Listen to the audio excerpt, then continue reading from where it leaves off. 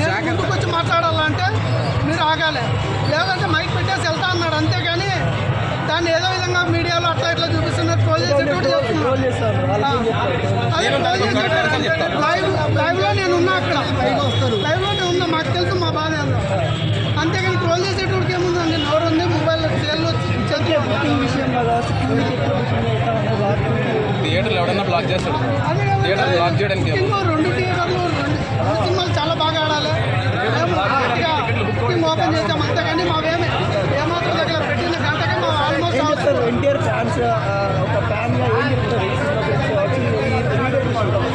ఈ సినిమా ఇండియాలో block buster ఉంది. మా సినిమా ఇప్పుడు టాలీవుడ్ వేసుకో, బాలీవుడ్ వేసుకో, బాలీవుడ్ వేసుకో, ఏ వేసుకున్నా కూడా మాది బెస్ట్ సినిమా అని మేము అలాగే బ్లాక్ బస్టర్ వాళ్ళని మనస్ఫూర్తి కోరుకుంటాం మేము అభిమానులు.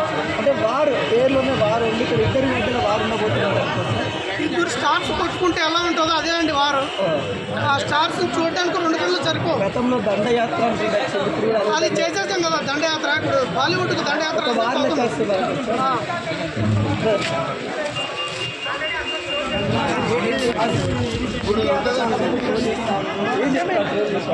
ట్రోల్ చేసే వాళ్ళు అక్కడే ఆగిపోతారు. ట్రోలింగ్ ఎందుకు చేస్తారు? మీకు గుర్తింపు రావాలంటే